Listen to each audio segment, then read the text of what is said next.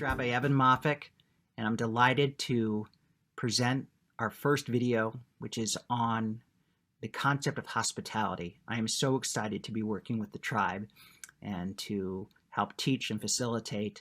And we're going to start with one of my favorite Jewish values, Hachnasat Orchim, hospitality. But what do we mean by hospitality? Why is this an important Jewish value? Let me start with a little story. I remember my grandmother, whenever I would go to her house, immediately when I would get there, she would say, "Can I get you something? Can I get you some ice cream? Can I get you some chicken? Can I get you some soup? What do you need?" And before I even could respond, it was already out in front of me on the table, ready for me to eat. She was so eager. It was like an overflowing love and welcoming. And that, to me, that taught me in a way more about Judaism than I often learned in the classroom, because she was a deeply religious woman, devout, and that kind of kindness and welcoming really left an imprint on me. There's something very powerful in Jewish values about hospitality, because it expresses this feeling that we share our life with other people, that our lives are not lived all alone. We share them.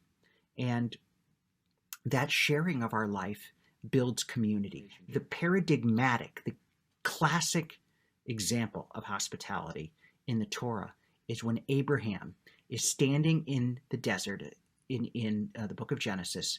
He's in his tent, and he's standing in the flaps of the tent.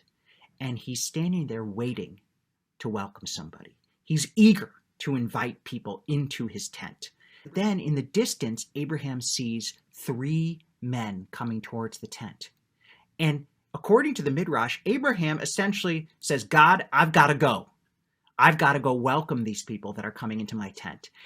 Hospitality, Hachnasat Orchim, was so important to Abraham that he was willing to end his conversation with God. And the Midrash says that Hachnasat Orchim, hospitality, is greater than welcoming the divine presence.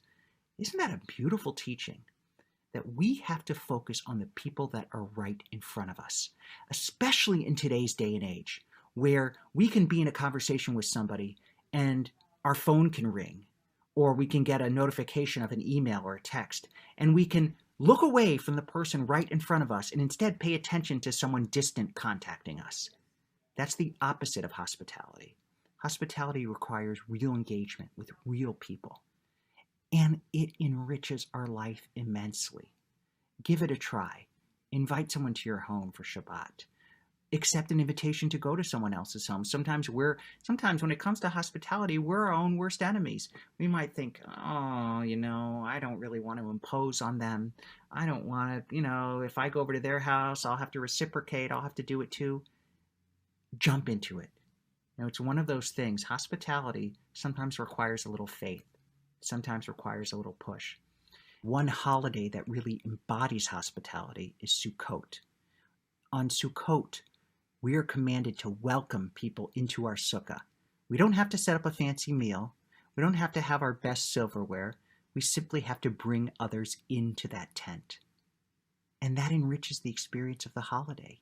In fact, hospitality is so important in Sukkot that we're supposed to invite the patriarchs and matriarchs of the past. We're supposed to bring Abraham and Sarah and Rebecca and Isaac into our sukkah. How beautiful is that? And also how beautiful it is that Sukkot is the holiday described as Zman Simchatenu, the time of our happiness, the only holiday described in that way. Hospitality truly brings connection, intimacy, friendship, welcoming, bring happiness.